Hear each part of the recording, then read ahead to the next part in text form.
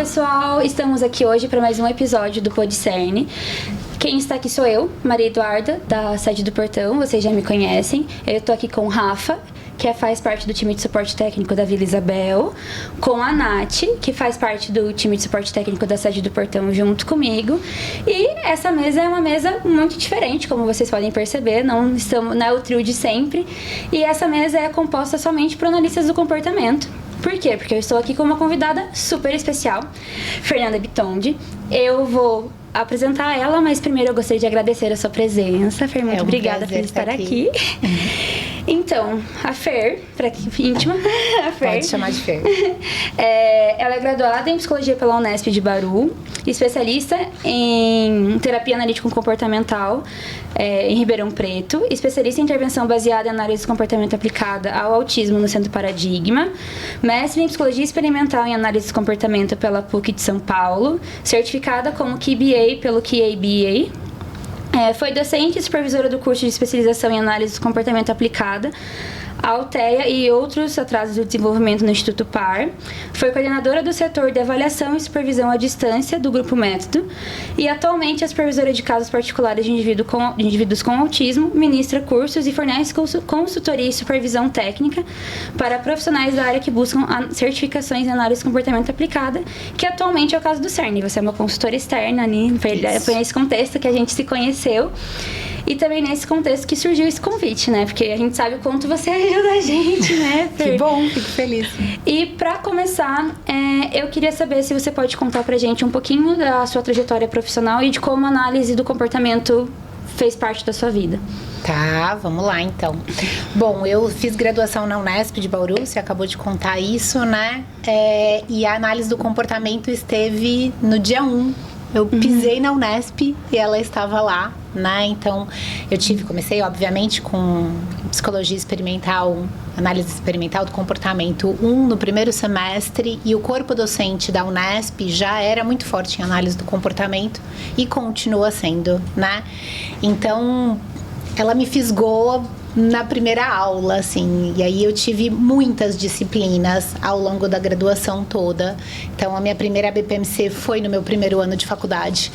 Então, assim, eu não tive muita outra escolha ali, não tinha pra onde fugir. Foi uma escolha, com certeza foi uma escolha, mas assim, eu fui mais apresentada a isso, né? A Unesp também é muito forte em materialismo histórico dialético, mas desde o início a visão de mundo, de homem, de como olhar para o fenômeno, de como explicar o comportamento, fez muito sentido para mim. Conversou muito com o que já era minha visão de mundo, de homem, né? De como eu enxergava as coisas. E a partir dali não teve mais como, assim. Então, foi logo desde o comecinho. Que bom. É muito legal ver que você já começou com a análise de comportamento no primeiro semestre, né? Eu queria também ter participado da PPMC tão cedo, assim, que eu descobri lá no meio da graduação. Eu demorei para descobrir também. E hoje o tema da nossa conversa vai ser, assim, principalmente sobre as avaliações dentro da análise de comportamento e do tratamento ABA para autismo, né? Queria ver com você como que você descreveria a importância da avaliação no processo e na intervenção. Tá, a avaliação ela é o primeiro passo, né? Sem ela, não dá para ir para nenhum outro lugar, né? Assim, então, os elos de uma intervenção estão muito conectados. Então, sem uma boa avaliação, é impossível estabelecer objetivos pertinentes para aquele aprendiz, o que não vai te ajudar a conseguir construir um processo de ensino apropriado para ele, né? Então, não tem como ir para nenhum lugar sem começar esse processo com uma avaliação.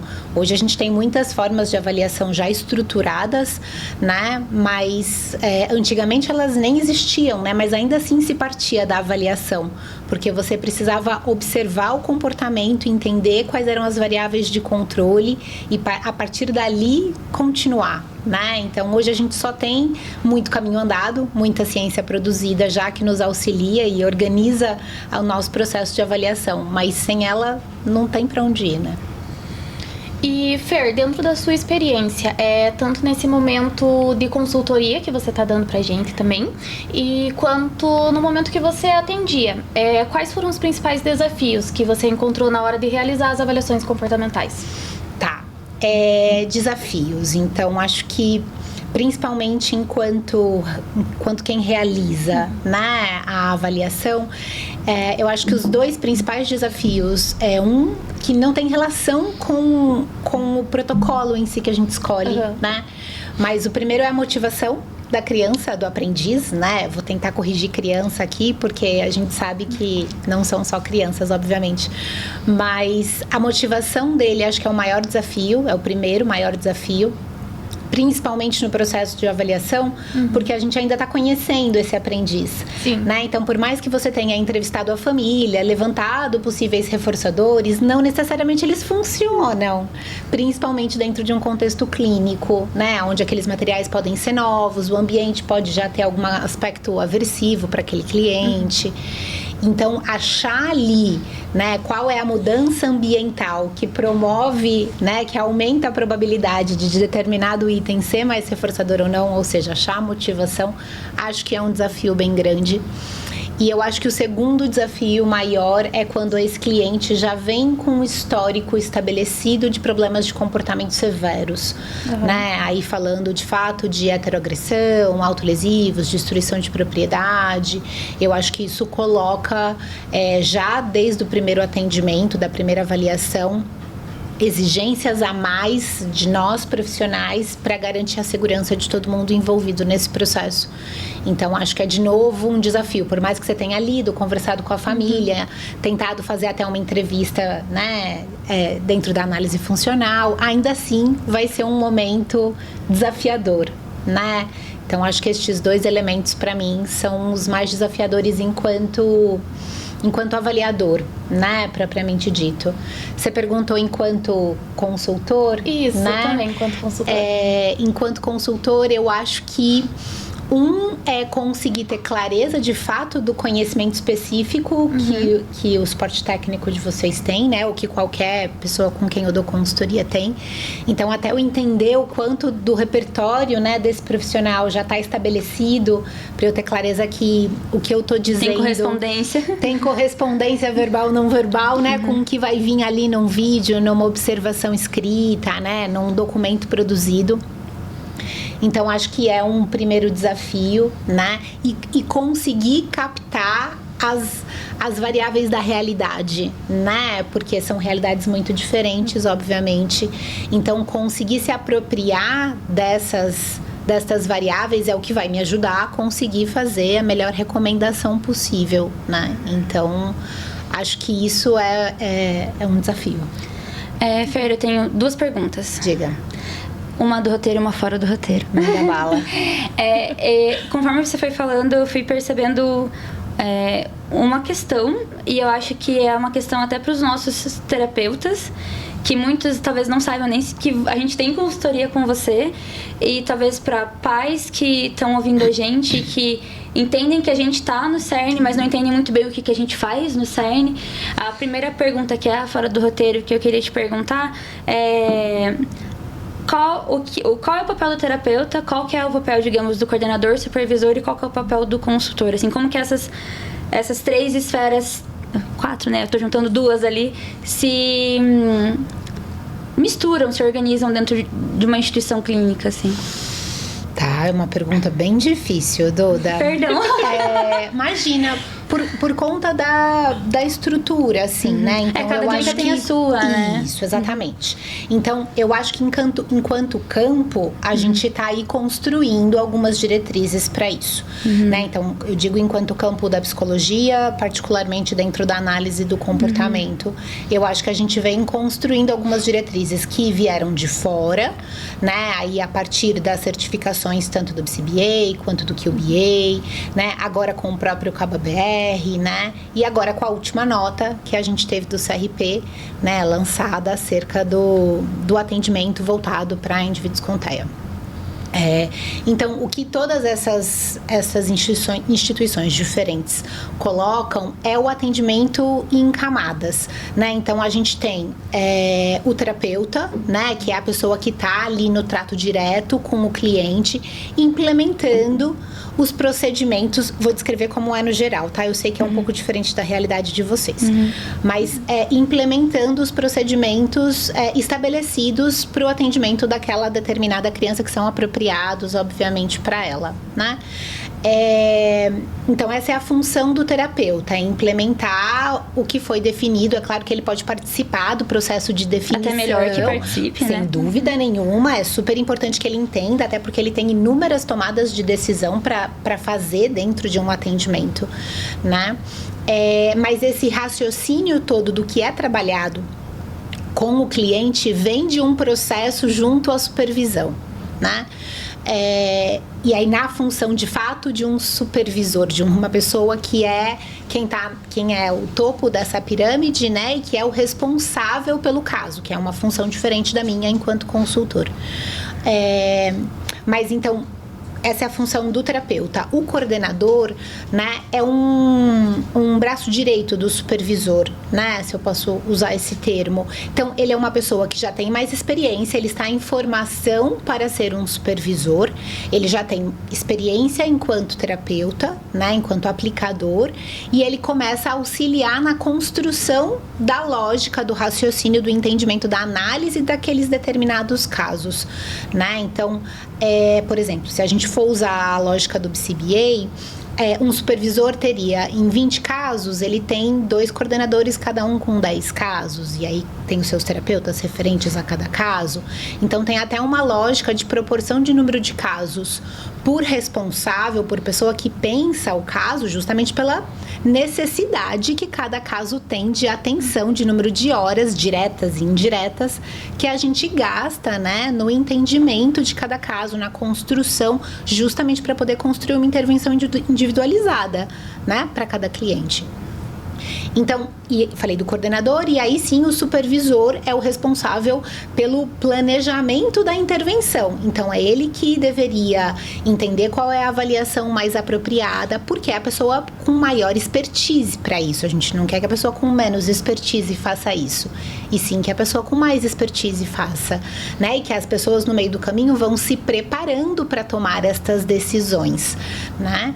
E é ele que definiria, então, a avaliação a ser conduzida, quais, dentro do resultado da avaliação, então, quais vão ser os objetivos de ensino a ser trabalhados, quais procedimentos de ensino, e vai integrando isso, obviamente, junto com o coordenador e com o terapeuta, né? Mas esse processo em camada, ele permite justamente que a gente pegue a pessoa que tem mais conhecimento e dedique horas para definir algumas coisas, e aí a gente vai ampliando os braços dessa pessoa, tornando possível que mais pessoas tenham acesso, né, a um serviço ético e de qualidade, né? Então, essa é a estrutura almejada, eu acho que é o que a gente tem que buscar, né? Eu acho que a gente vem tentando arduamente no Brasil construir isso dentro da realidade que a gente tem. A gente ainda não tem as condições ideais, né, para que todo mundo consiga implementar isso, né?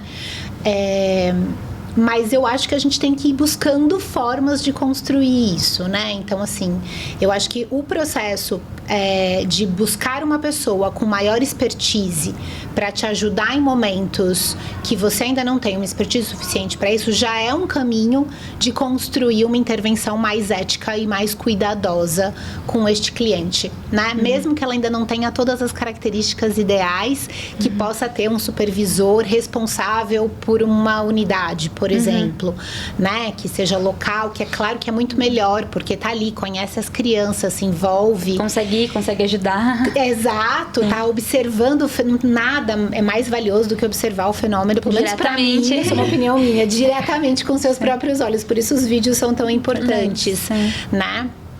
Mas até lá, né, até a gente conseguir construir esse caminho ideal, a gente precisa sim ir se apoiando em pessoas, e eu fiz isso por muito tempo e continuo fazendo em áreas que eu não tenho expertise, sempre descrevi isso para vocês. Sim. Se eu não souber, eu vou falar e a gente vai atrás de alguém que sabe, né? Mas a gente precisa disso para não ter que fazer tudo sozinho, para não ter que ficar inventando a roda, pensando só na gente, e mais importante ainda, pensando no nosso cliente, para que a gente possa oferecer um serviço ético com a maior qualidade possível, né, e que vá atender as necessidades daquele cliente. Não sei mais se eu respondi tudo. Respondi? Respondeu. E agora eu vou fazer a minha segunda pergunta. Tá. Então, recai, né? Indo pelo esse gancho que você deu, recai de certa... Recai não, né? É uma decisão do supervisor dentro dessa estrutura, que nem você falou, de escolher o protocolo avaliativo, certo? Certo.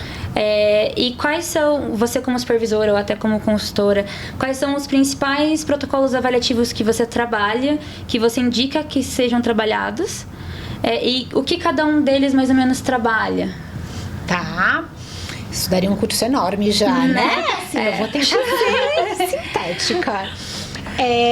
Então, vamos lá. A gente tem diferentes protocolos e cada um tem uma finalidade diferente, né? E todos têm vantagens e desvantagens. Eu brinco que a gente não casa com um protocolo. Ainda bem. Ainda bem, né? Então, você não tem que usar um protocolo só pro resto da vida, porque nenhum protocolo vai ser o suficiente para dar conta, né?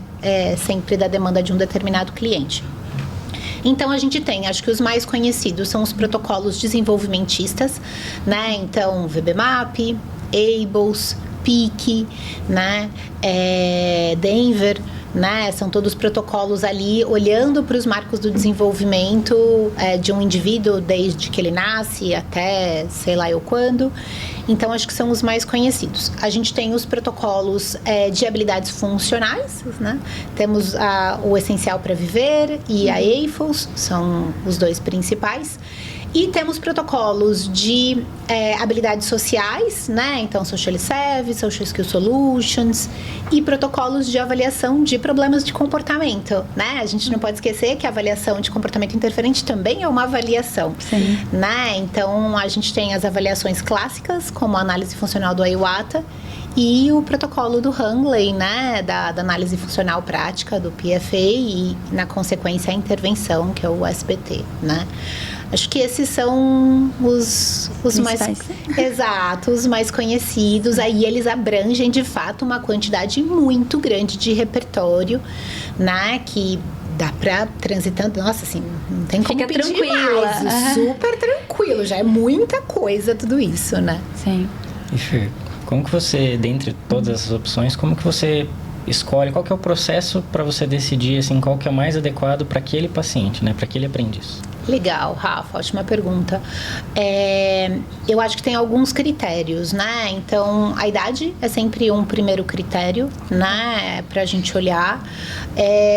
O segundo critério é o que você já tem de informação acerca do repertório desse aprendiz, mesmo que seja por relato verbal, né? Nesse primeiro momento. Então, naquela hora que a família entra em contato com a gente e vai contar ali o que está acontecendo, por que eles estão procurando ajuda, quais são as demandas, e a gente já pergunta um pouquinho, né, do que esse indivíduo faz, o que ele dá conta de executar.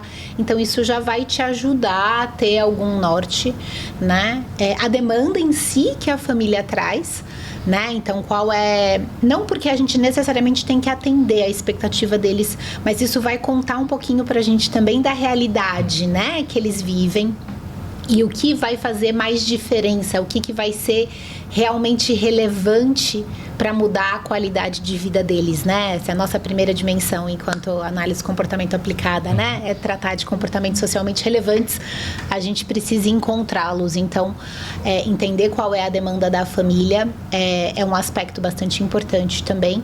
E acho que pensar no contexto, né? Onde que essa intervenção vai acontecer? Qual é o raio que a gente vai conseguir de diferentes áreas atingir desse cliente, né? Isso ajuda também a gente ir comparando entre os protocolos, então, que a gente tem aí desses todos disponíveis, qual vai se encaixar melhor para aquele aprendiz, né?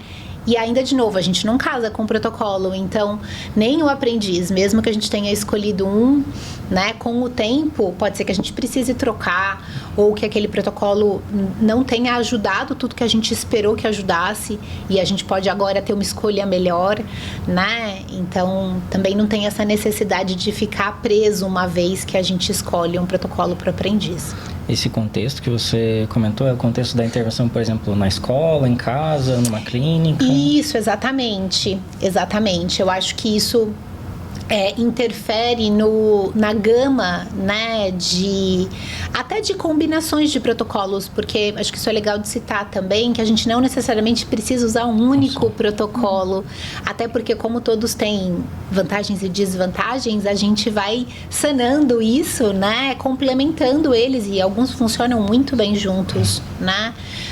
Então, por exemplo, quando a gente escolhe a AFOS para usar, as áreas que a gente vai avaliar vão ser definidas diretamente. Uma das variáveis críticas é aonde essa intervenção vai acontecer, porque não vai ser pouco útil para você avaliar que de fato esse cliente tem um déficit numa determinada área, se você não vai conseguir acessar essa área, seja você diretamente, seja um acompanhante terapêutico, seja o próprio familiar, né, que você vai fazer reuniões regulares e orientar, mas você precisa acessar esse contexto de alguma maneira para poder ajudar esse indivíduo a desenvolver as habilidades necessárias naquele ambiente, né?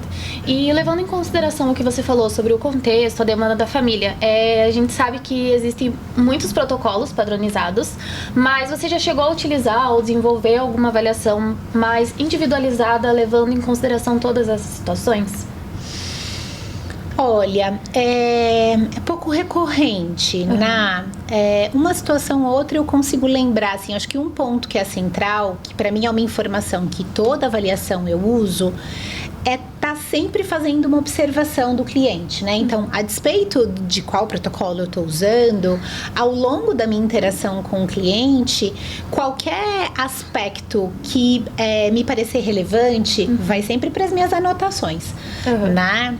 Então, observar diretamente aspectos que extrapolam, né, qualquer demanda que o protocolo possa ter estabelecido, eu acho sempre muito válido, né? Porque tem coisas ali que vão aparecer na interação e que podem sim ser muito relevantes de vir a se tornar um objetivo e da gente construir uma intervenção específica para isso e que não está necessariamente dentro de alguma habilidade específica a ser avaliada. Então isso eu faço recorrentemente. Agora já tiveram algumas vezes que eu organizei alguma coisa, mas assim, muito específica, então deixa eu tentar lembrar de alguma coisa específica. Eu estava tentando entender que aspectos de um processo de discriminação estavam mais difíceis para um determinado cliente, né? E aí eu testei diferentes maneiras de fazer isso, né? Até antes eu conhecer o ABLA, que é um outro protocolo de avaliação específico para processos de discriminação, né? Discriminação condicional, discriminação simples. Então, mas é menos recorrente, pelo menos na minha prática, eu diria que eu não faço tanto, a não ser, de fato, observação direta, né? Isso sim está sempre presente. E aproveitando para falar sobre esse processo de decisão, de avaliação e do processo em avaliação por si só, tem alguma ferramenta ou recurso tecnológico que você utiliza que te ajuda no processo avaliativo ou até no processo de intervenção?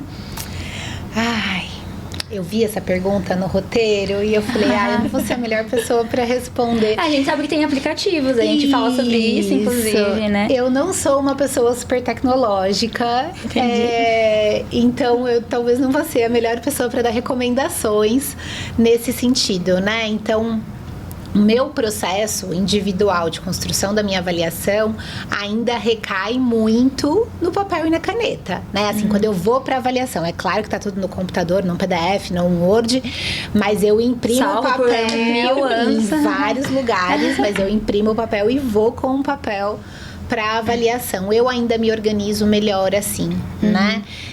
Pensando no processo da avaliação, eu particularmente nunca tive experiência com um dispositivo, com um aplicativo que eu pudesse, durante a avaliação, ir registrando o desempenho do cliente, a não ser o da PFA. Então, assim, o aplicativo, de fato, não ganho nada para falar isso, mas o aplicativo da análise funcional prática do Hanley é muito melhor de usar do que a Folha. Ali, assim, 100%, é tudo muito planejadinho, te ajuda, são dicas visuais excelentes, né? Então, recomendo que vocês usem, porque eu acho que agiliza muito, ainda mais porque é uma avaliação que tem tantos detalhes, né? Tão pormenorizados. Então, aquele ali eu já usei e uso sempre que eu preciso, porque gosto bastante. Para intervenção, eu sei que cada dia temos mais plataformas de registro, né? Eu já tive experiência com algumas, não muitas, e eu acho que é um caminho, eu acho que é o caminho que está se tomando, porque a tecnologia, obviamente, está aí, as IAs estão aí, não temos muito como voltar para trás depois disso. Então, eu acho que a gente precisa aprender a lidar com isso, né? Mas eu acho que para isso tem 2 conhecimentos que são essenciais. Um é, de fato, a gente conseguir se apropriar da plataforma, né? Para entender todos os recursos que ela disponibiliza e conseguir treinar as pessoas a fazer uso dela, né? E não deixar de lado os procedimentos de ensino, assim, os aspectos teóricos dos procedimentos de ensino, porque quando eu comecei, as poucas vezes que eu usei plataformas para intervenção, né, para registro, a minha sensação é que ficava muito engessado, sabe? Eu queria construir um programa que extrapolava um pouquinho aqueles campos e eu não conseguia. Ou eu queria registrar 2 respostas por vez e não só uma. Ou eu queria registrar duração e frequência ao mesmo tempo. E para as que eu usei, no momento que eu usei, eu não conseguia fazer isso. É né? uma coisa que a folha permite, né? Você vai no Excel e você pode ter a criatividade que você quiser. Vocês já me viram montar formatação de folha, eu vou, puxa a coluna pra cá, puxa pra lá, aproveita o espaço aqui, né? Então, eu acho que é isso. Eu acho que é um recurso que eu preciso melhorar, né? Então, eu preciso desenvolver mais habilidades nesse quesito, porque eu acho que é o caminho, mas eu acho que a gente não pode perder de vista que o conhecimento prévio precisa estar lá, sobre procedimentos de ensino, sobre gráficos, por exemplo, né? Porque eu acho que quando a gente fala de coleta de dados, a gente está coletando para produzir o gráfico, a inspeção visual, né? E aí, seja na folha, no papel e na caneta, e você vai produzir no Excel, passando os dadinhos ali, um por vez, ou seja, dentro de um dispositivo que já produz, você precisa ter o gráfico, né? Você precisa conseguir analisar visualmente o seu dado para conseguir ter clareza, né, das suas próximas decisões. E essa é uma outra dificuldade que eu tenho também com plataforma, porque às vezes eu não quero aquele gráfico, eu quero o outro, eu quero um de barra e linha junto. Eu quero outra variável. Entendeu? E aí eu não consigo, talvez por uma limitação de conhecimento meu das plataformas que eu usei. Mas de qualquer maneira é isso. Eu acho que é um aspecto que precisa. Acho que o campo está se desenvolvendo e a gente já tem mais de uma no mercado para elas irem, inclusive, né, se melhorando e ficou certo isso? Não sei. Mas para ir aprimorando isso e trazer algo com mais flexibilidade para a gente. Eu acho que os primeiros ainda eram muito rígidos porque estavam começando mesmo um processo inicial. Acho que quanto mais flexibilidade de diferentes procedimentos de ensino, diferentes dimensões do comportamento a serem registradas, diferentes formas de apresentar isso visualmente, e o supervisor, né, ou a pessoa que estiver usando a plataforma poder escolher as melhores formas, aí eu acho que a gente vai estar num bom caminho, né? Talvez já esteja e seja falta de conhecimento meu, né? Mas são os aspectos que eu acho que são essenciais. Eu queria ouvir um pouquinho mais de você falando sobre após a coleta de dados, assim, a análise e a interpretação, principalmente dos dados da avaliação, né? Quais são os próximos passos que você toma uma vez que a avaliação terminou, né? A coleta, pelo menos, terminou. Como que é o resto do processo? É só a primeira parte, isso, né? A avaliação, parte do processo. Exato, perfeito. Eu acho que uma vez que a gente termina a avaliação, você precisa analisar esses resultados para conseguir elaborar os seus objetivos e, a partir deles, estabelecer os procedimentos de ensino, né? Então, para análise dos resultados da avaliação, eu acho que o primeiro passo é olhar o que o próprio autor recomenda, né? Eu vejo de forma recorrente, assim, escuto muito as pessoas me trazerem dúvidas da avaliação, porque tiveram um histórico de aprender fazendo. Né? Então, alguém estava ali com a folha e foi ensinando, e a pessoa foi fazendo, foi reproduzindo aquilo, mas não voltou para ler de fato o manual, né? Então, entender, praticamente todos os protocolos já têm orientações, né? Que não é que vão definir exatamente o que a gente vai fazer, obviamente, com o cliente, porque seria impossível, mas vão orientar o nosso raciocínio, né? Então, entender o que o próprio autor sugere é o primeiro ponto, porque vai ser ali da avaliação que vão sair os principais objetivos, possivelmente, né? Se você fez uma boa escolha de protocolo de avaliação, ele vai te trazer ali os principais déficits que você precisa ajudar esse cliente a desenvolver, né? Um segundo aspecto que eu sempre paro para retomar nesse momento são as minhas observações. Então, o que eu anotei ali à parte ao longo do processo de avaliação. Então, o que não está incluso na avaliação, mas que também pareceu relevante nesse processo todo, né? Eu volto para entender quais foram as demandas trazidas pela família para mim, né? De novo, não na intenção de que necessariamente a gente tem que atendê-las, porque nem sempre é possível. A gente atende o máximo que a gente consegue, né? Justamente buscando ter uma relevância social para eles, fazer uma diferença na vida deles, mas às vezes o aprendiz ainda falta um pré-requisito, ainda não está no momento de trabalhar aquilo e precisa desenvolver outras habilidades que são mais essenciais, que são mais importantes naquele primeiro momento.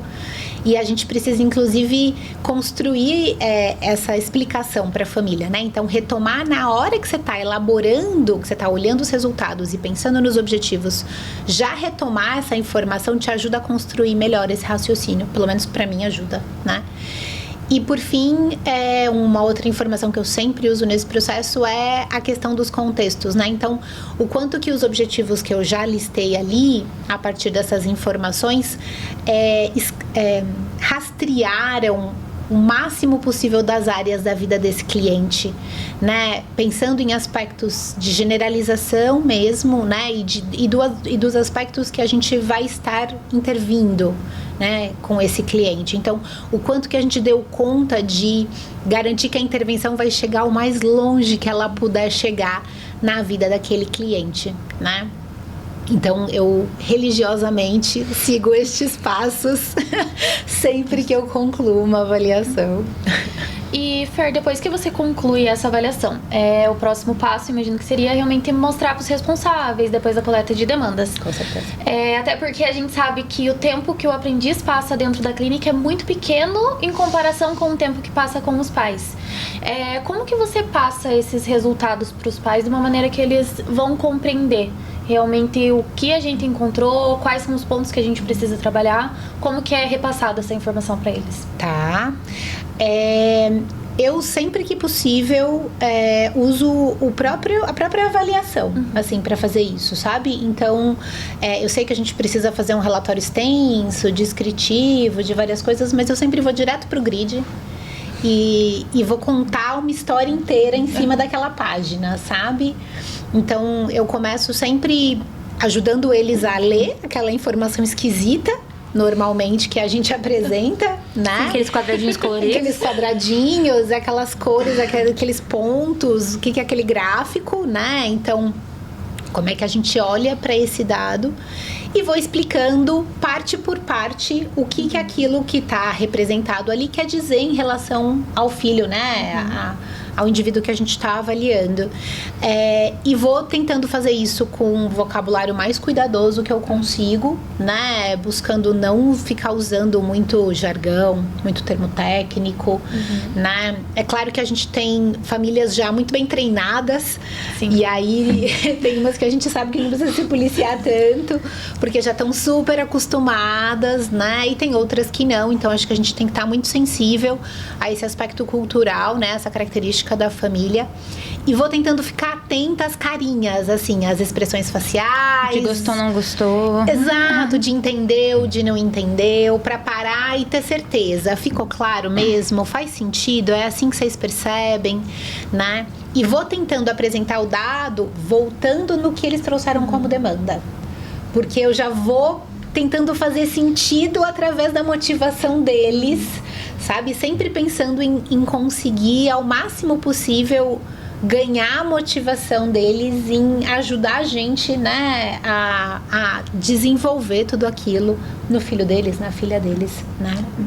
Então, acho que esse é sempre o maior desafio, assim, mais difícil do que a gente conseguir garantir a motivação nos nossos aprendizes, às vezes é conseguir pegar a motivação, porque aí ela é, tipo, condicionada, né? É uma M super complexa da gente pegar, assim, de qual é a motivação dos pais, né? E que vai ser o suficiente, dentre todas as variáveis que eles têm, das demandas da casa, das questões todas ali, ainda conseguir achar um espacinho para conseguir trabalhar isso com a criança num determinado momento, né? Então, é mais ou menos por aí que eu tento ir. E eu queria fazer uma pergunta agora fora do roteiro também. Como que você explica para os pais a importância de sair de uma habilidade conceitual para uma habilidade que é mais funcional? Tá, ótima pergunta. Eu acho que os exemplos são o caminho, assim, pra gente ir construindo isso, né? Eu acho que a gente... talvez tenha... Eu não saberia dizer se é um entendimento geral, assim, eu diria, né, enquanto cultura, de que para ter uma habilidade funcional, você precisa ter uma habilidade conceitual antes, né? Então, se eu quero que o meu aprendiz guarde a roupa dele no armário, necessariamente ele precisa parear coisas, né? Figuras na mesa para conseguir guardar a camiseta com a camiseta, a meia com a meia, a blusa com a blusa. E nem sempre isso é verdade, né? Principalmente quando a gente ensina o mais próximo possível da realidade, né? Assim, no sentido do momento em que o indivíduo vai precisar fazer uso daquela habilidade, né? Então, eu acho que os exemplos são o melhor caminho e o quanto que a aquisição daquela habilidade vai significar um benefício imediato, tanto para aquele cliente, quanto possivelmente para essa família, né? Então, o quanto que nesse determinado momento o mais importante é trazer um benefício para ele, né? A gente não necessariamente precisa abandonar as habilidades conceituais e elas podem ter um momento específico do dia para que elas possam ser trabalhadas, mas também trabalhar as habilidades funcionais, principalmente com aprendizes que a gente sabe que tem um atraso no desenvolvimento. Então, a gente já está considerando uma curva de aquisição mais lenta, né? Então a gente precisa começar esse processo mais cedo, né? E aí pensar no que é importante, no que vai construir autonomia para esse indivíduo, vai ser já aprender a fazer aquela habilidade, né? Cada vez de uma forma mais independente possível, né? O Partington fala que oportunidades por ensino de habilidades funcionais, que é o autor da AFOS, existem a todo momento, né? E que as pessoas que estão assistindo esse aprendiz, que estão acompanhando ele, seja onde for, são professores. Tenham essas pessoas clareza disso ou não, né? Então, toda vez que a gente consegue realizar uma atividade com o aprendiz, fazendo com ele, ao invés de fazer por ele, você já está aproveitando uma oportunidade para ensinar, para otimizar a habilidade funcional daquele aprendiz. Então, eu acho que é um aspecto que, sem dúvida nenhuma, a gente precisa ir e vir inúmeras vezes, né? Porque é isso, são muitas preocupações na cabeça das famílias, né? Eles têm muitas questões, têm muitas dificuldades com muitos aspectos, têm muitos desafios a superar. Então a gente vai, acolhe e retoma quantas vezes preciso for e vai achando formas e exemplos diferentes para fazer, porque eu acho que o final é o mais importante, né? A gente ir ganhando espaço de trabalhar essas habilidades funcionais, né? E é isso, acho que esse é o nosso compromisso. Você falou pra gente de como os resultados da avaliação impactam na elaboração do plano de intervenção, né, daquele paciente. Mas em vários momentos a gente extrapola o protocolo. Na verdade, eu acho que até é ideal que a gente extrapole o que é colocado ali. E eu queria falar um pouquinho, na verdade, sobre isso, assim, de como que é o seu processo de construção do plano terapêutico. É uma coisa que eu converso às vezes com você, de casos em específicos que eu cheguei pra terapeuta e falei, eu botei essa meta aqui, mas eu tirei essa meta da minha cabeça. Ela não veio, eu não peguei ela do VB, ela não é um marco do VB. Ela veio da minha cabeça, não foi algo inventado, né? A gente já conversou sobre isso, mas tem um motivo, né? Então, quando você faz isso, como que é esse processo de construção? Inclusive porque a gente tem momentos que a gente mistura, de fato, protocolos funcionais e conceituais. Tudo bem. E tá tudo bem. Então, como que você faz essa organização de que meta eu coloco, que proposição eu coloco, que procedimento de ensino eu vou botar para cada meta? Como que funciona essa organização de pensamento? Eu acho que eu descrevi isso um pouquinho, mas vamos... Mas eu quero saber mais. Tá, tudo bem, vamos lá. A primeira coisa que eu faço é listar os objetivos que vêm da avaliação, né? Então, a partir do desempenho ali do aprendiz, eu vou listando os objetivos que vão ser mais relevantes de serem ensinados. Estas extrapolações vêm da minha observação direta. Então, coisas que eu observei, né? O cliente fazendo, sei lá, um exemplo clássico que eu sempre tenho é no próprio VB, não tem repertório de espera. E repertório de espera, com a criança que você pega, supondo que eu tô usando o VB com uma criança, né? Considerar que tá sendo válido. É super importante, é uma habilidade essencial a ser trabalhada, né? Então, sempre entra um objetivo de espera para ser trabalhado. Como eu organizo esse objetivo pensando em procedimento, aí eu acho que a gente entra em como é que a gente constrói programa, né? Eu tinha até organizado isso na outra pergunta e acabei não falando, então vamos falar aqui. Eu só te ajudei. Eu aprendi a construir programa sempre retomando a contingência, né? Então, qual é a contingência do comportamento que eu quero ensinar? Qual é o antecedente? Qual é a resposta que eu espero que a minha criança, que meu indivíduo emita? E qual é a consequência esperada para aquela resposta? Não só a consequência arbitrária que a gente vai implementar para o ensino, mas qual é a consequência natural também que esse comportamento deveria ter na vida desse cliente, né? Então, a partir desta contingência, que aí você pode pegar a observação de qualquer coisa. Então, assim, sei lá, eu já construí uns programas principalmente de habilidades sociais, que não tinham necessariamente, vieram, por exemplo, da Social Skill Solutions, né? Mas não estavam exatamente descritos na Social Skill Solutions, né? De eu poder trabalhar empatia, por exemplo, com um cliente, né? E ainda querer trabalhar isso numa maneira estruturada no sentido dele aprender a me responder perguntas sobre. Então, como é que eu vou saber se ele tem empatia? Se acontecer uma situação e ele demonstrar a empatia. Então, sei lá, eu tô carregando várias coisas e a Nath vem me ajudar a carregar as minhas coisas. Eu chego com uma expressão triste e ela vem me perguntar se tá tudo bem, o que aconteceu, né? Até isso acontecer, eu preciso saber se o meu cliente percebe o que é que está acontecendo de errado na situação, né? Como aquela primeira pessoa está se sentindo, qual seria a solução, o que ela poderia fazer. Então, quando eu faço essa decomposição, eu sei que para trabalhar essa habilidade, eu preciso construir basicamente um programa de intraverbal.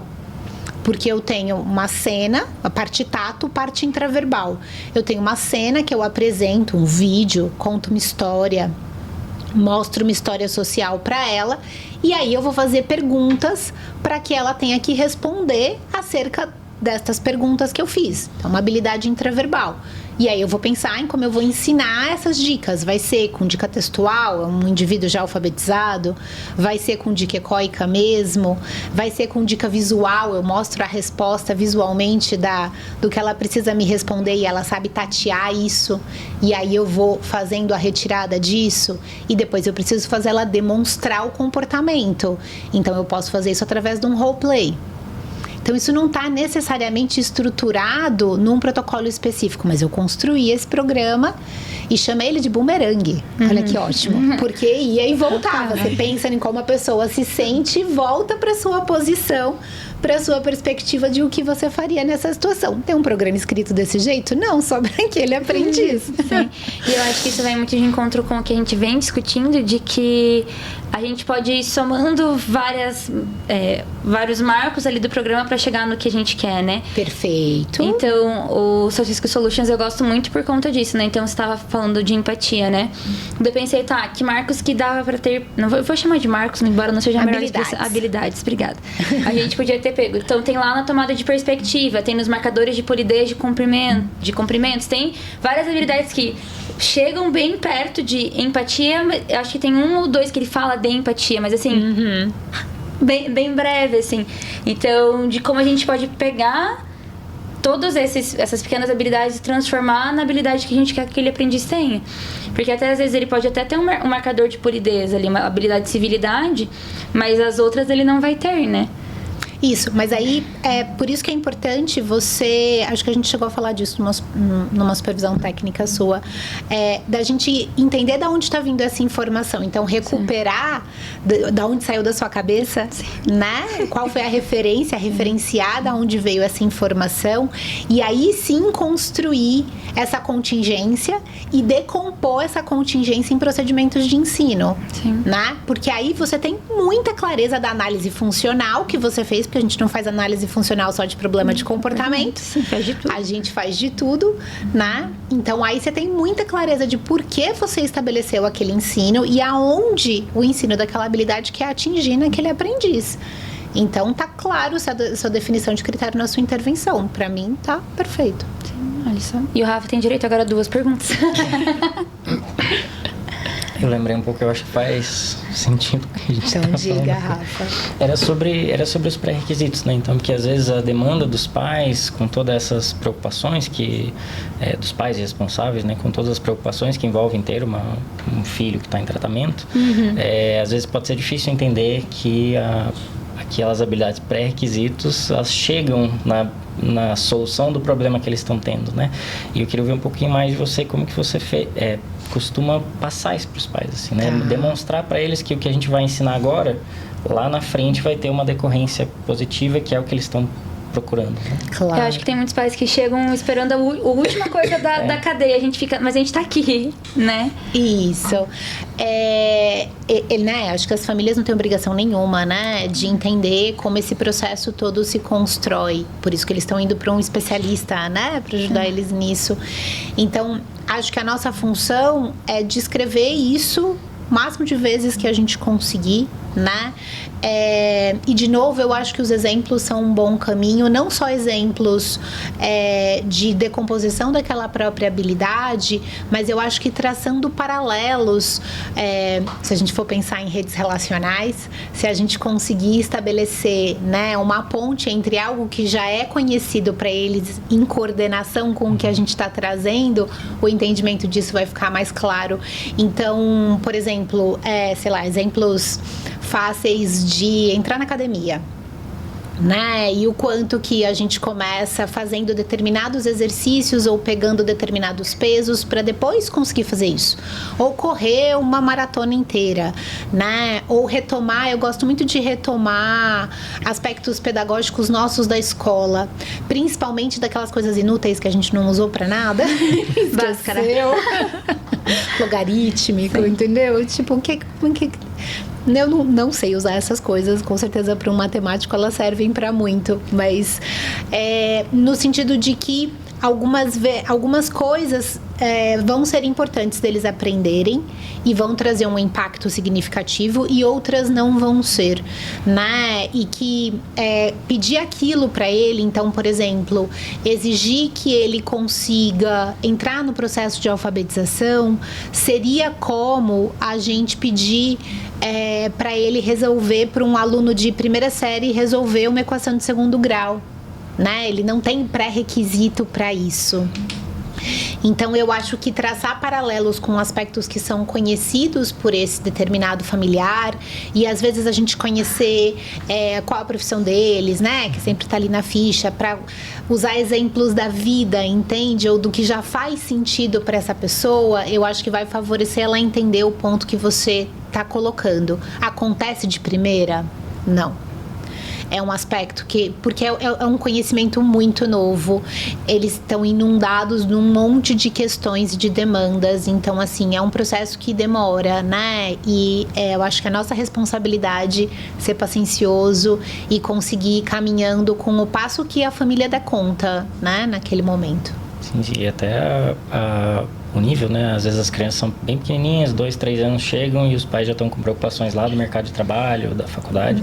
Aí associar essas habilidades com aquelas fica mais difícil, né? Isso, e aí a gente vai trabalhando até expectativas, né? Dele trazendo eles mais pra cá, né? Focando em ajudar eles a enxergar as mudanças de hoje, né? Pra não ficar olhando sempre pro copo meio vazio e não pro copo meio cheio. Até pra aproveitar o momento presente. Exato, ali também, né? Até pra estar presente, pra vivenciar aquele momento com o filho, né? É um pouquinho fora da avaliação, mas depois, né? Comemorar as conquistas também, Perfeito. né? Porque senão só espera a conquista final, acaba que desengaja também no processo, né? É frustrante. Mas eu queria voltar um pouquinho para a avaliação, para o tema de hoje, né? Quais são os principais erros, assim, que você já cometeu, né? E os que você observa ocorrendo, assim, no processo de avaliação dos pacientes? Tá. Eu acho que os principais erros vêm majoritariamente da gente ainda ter pouco conhecimento sobre o protocolo, né? Então, assim, ou se aventurar a já implementar sem ter se preparado suficientemente para isso, ou ter uma supervisão, uma pessoa com mais expertise para te ajudar a construir esse processo, né? Eu acho que esse para o protocolo em si é o principal erro, porque aí me chegam dúvidas que eu falo, mas como você fez isso? E você fez isso junto com aquilo? Não, mas tinha que fazer, né? E aí essa desorganização toda acaba que obviamente prejudica, né? E um outro erro que eu vejo de forma muito recorrente, não sei se é um erro, mas acaba sendo um aspecto que prejudica bastante, né? É a falha na clareza de conceitos básicos, né? Então, eu acho que a base, a intervenção em aba para crianças com autismo cresceu muito, né? Assim, e aí, de repente, a gente tem um monte de gente dizendo que faz isso. E a imprecisão nisso custa muito caro. Inclusive pra gente e inclusive para as famílias e principalmente para os indivíduos que estão sendo assistidos. E aí eu fui monitora de conceitos básicos, professora na especialização, no mestrado. Eu acho que é o escopo mais importante que qualquer analista do comportamento precisa ter, né? Eu não acho, mas como as agências estão aí dizendo isso também, porque independente do protocolo que você pega, né? Assim, se você não tem clareza do que é uma contingência de mando puro, por exemplo, como é que você vai avaliar que uma determinada ocorrência do indivíduo dizer água na sua frente é mando? Não é mando, é um ecoico, é uma ecolalia, é um tato, é um intraverbal. Se você não tiver clareza disso, isso falando só de comportamento verbal, né? Então, a falta dos conceitos, porque como os protocolos em análise do comportamento não têm restrição de serem usados por uma pessoa específica, qualquer pessoa, e todos eles dizem isso, qualquer pessoa que se debruçar e estudar o protocolo pode fazer uso. Beleza, eu concordo plenamente com isso. Mas você precisa ter uma base em análise do comportamento e não é qualquer coisinha, sabe? Porque vai fazer muita diferença no seu entendimento, no uso do protocolo e no que você vai planejar para essa criança, quão tranquilo você tá com relação aos conceitos básicos, né? E aí eu tô falando de conceitos básicos, disciplina de conceitos básicos e comportamento verbal, para dizer o mínimo. Assim, eu acho que são disciplinas que são vistas no começo geralmente da especialização, e as pessoas estão super ávidas pelas coisas práticas, e acaba que aquilo passa batido, quanto aquilo é o coração da ciência, né? Assim, Então, eu acho que aí caem os principais erros. Porque aí a capacidade de análise do terapeuta na hora é falha, porque ele não sabe olhar o fenômeno que ele está vendo, né? E não é uma simples reprodução daquele conhecimento, né? Tipo, o que é mando? Não é isso, né? É de ver ali na prática acontecendo e Isso. É isso. Exato. E de conseguir, né? Eu acho que saber o conceito não é manda pedido. É quando ele quer água. Isso são exemplos. Toda vez que uma pessoa me fala isso, eu falo, mas me dá a definição. Qual é o antecedente? Qual é a resposta? A resposta é de que tipo? Aí a pessoa já fica travada me olhando assim. Como assim? De que tipo? Uma resposta, né? Então, é um comportamento verbal. É um tipo especial de comportamento operante, porque é um comportamento verbal. Por quê? Né? Então, ter clareza dessa especificação, que é um reforçador específico, não é qualquer coisa. Qual é a consequência? Não é ganhar a coisa que quer. Quer dizer a mesma coisa, mas a clareza de saber o nome técnico disso para quem está analisando a situação é fundamental. Sem isso, a gente sabe... A pessoa, o terapeuta, o profissional está só reproduzindo algo sem saber o que ele está fazendo, né? E aí é onde os problemas começam. E além da clareza, né, dos conceitos, seria muito bom ver também ter a clareza, né, do encadeamento daquela resposta, justamente para conseguir explicar, né, todos os pré-requisitos, para passar para os pais também. Vai fazer muita diferença na explicação para os pais, a gente entender o que é que você está fazendo para conseguir achar mais exemplos, né? Quanto mais você entende, mais você consegue generalizar, derivar a partir dali para conseguir trazer algo que faça sentido para aquela pessoa, né? E, bom, a ciência, né, da análise do comportamento sempre teve registros, tem muitos registros. E como que você consegue garantir a validade desses registros, das avaliações e a confiabilidade? Tá.